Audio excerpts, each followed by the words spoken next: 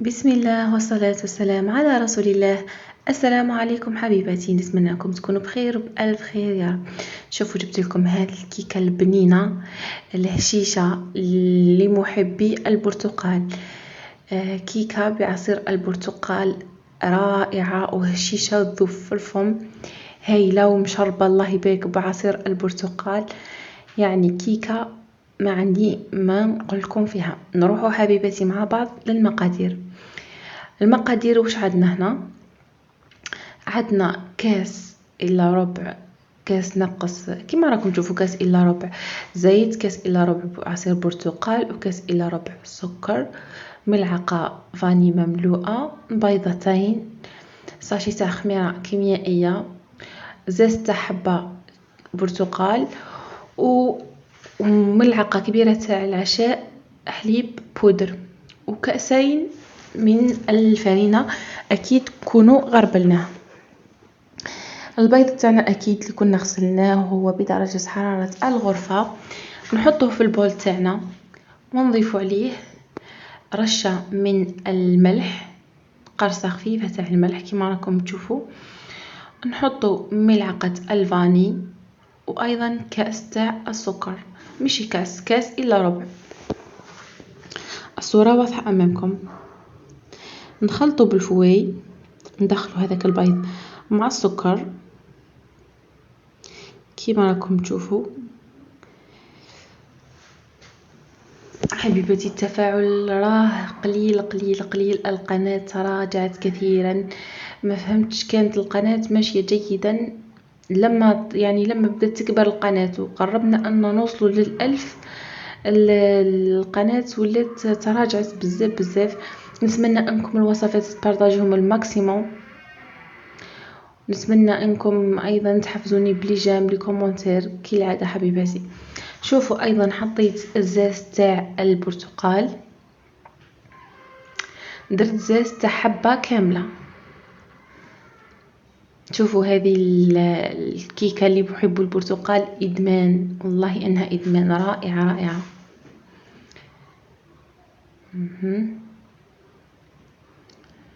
شوفوا هنا أيضا حطيت عصير البرتقال. عصير البرتقال هو اللي راح يذوب لنا هذاك السكر نهائيا، لازم السكر تاعكم يكون ذايب. خلطوا جيدا بالفوي. قلت لكم حبيباتي نتمنى انكم تتفاعلوا وتفعلوا جرس التنبيهات باش يلحقكم جميع الوصفات. وما تنسونيش حبيباتي دعموني بتعليقاتكم الطيبه كالعاده كما عودتوني دائما. ربي يحفظكم يا رب. شوفوا حبيباتي هنا ضفت ايضا الزيت، ونخلط المكونات مع بعضها حتى يدخل لنا هذاك الزيت في الخليط تاعنا جيدا.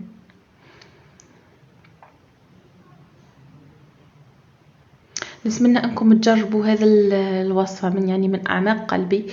الوصفه ناجحه خفيفه بنينه، والله تجي هايله، وما تديش منكم وقت يا ربي، الماكسيموم ساعه في تحضيرها، يعني في مع التحضير مع الطياب تقريبا ساعه. شوفوا حبيباتي نحط ملعقه كبيره مملوءه جيدا من حليب اللحظه، هذا هو سر هذه الكيكه اللي راح يمد لكم الخفه والهشاشه والبنه.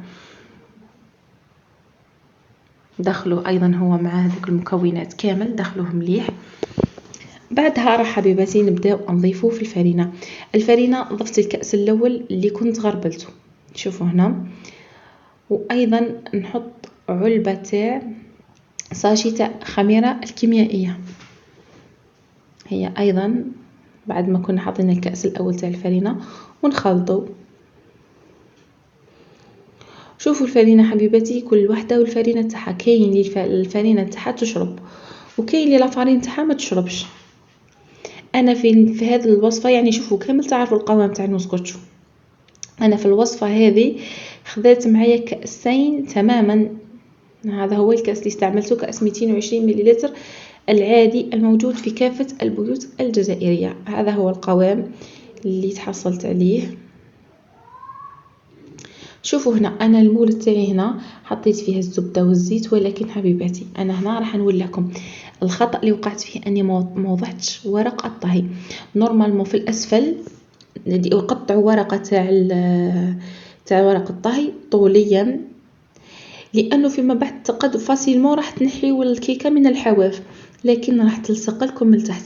لذا حبيبتي ننصحكم انكم ديروا ورق الطهي. الجوانب اني قلت لكم سهل انكم تنحيهم، لكن في الاسفل راح تلصق. لذا حبيبتي ما تديروش الخطا اللي وقعت فيه انا. راني خليت كافه المراحل باه تشوفوا شوفوا هنا. بعد ما كنت سخنت الفرن قبل ما نحط فيه الكيكه نصف ساعه، حطيت الكيكه تاعي طابت على 180 درجه لمده 45 دقيقه. لما تلوحوا السكينه تاعكم تشوفوا انكم خرجتوها سيبون، السكينه ديك ناشفه ما فيهاش العجين، اعرفوا انه الكيكه تاعكم وجدت. شوفوا هنا عندي عصير البرتقال، نشرب به هذه الكيكه تاعنا. ديروا بشوي، هي سخونه هكذاك جبتوها من الفور، شربوها بشوي بشوي. انا حوالي شربتها حوالي ماشي كاس كامل، كاس غير ربع هكذاك يعني. صراحه ما درتش كامل الكاس تاع العصير. انا درت عصير برتقال عادي، ما خدمتش سيرو ولا. شوفوا هنا لو كان عندكم هذاك الكيردون احسن، انا ما كانش متوفر عندي الكيردون.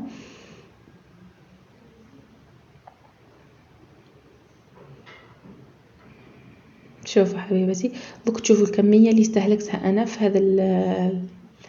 هذا الكيكه. تجي بنينه بنينه بنينه قراف، تجي مشمخه خفيفه هشيشه طيبه طري بيان. شوفوا انا كشحال استهلكت من كميه البرتقال، كاس غير ربع، قل من نصف بشوي. الكيكه تاعكم بعد مرور قليل من الوقت راح تتشرب لكم. شوفوا هنا شوفوا حبيبتي الحواف بواسطه السكين فاسيلمون راح يتنحيو، لكن من تحت لصقت لي شويه. هذا الامر اللي خلى لي الشكل تاعي يفسد قليلا من الاسفل كما راكم تشوفوا. شوفوا هنا الكيكه تاعي كيفاش جات طايبه مشمخه مشربه خفيفه خفيفه هشيشه بنتها رائعه. راح نقسم معكم طرف.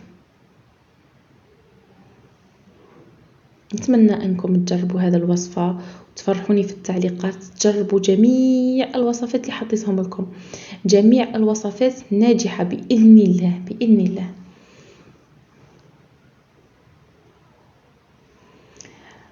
ولا هذا هو شكل تاع الكيكه تاعنا.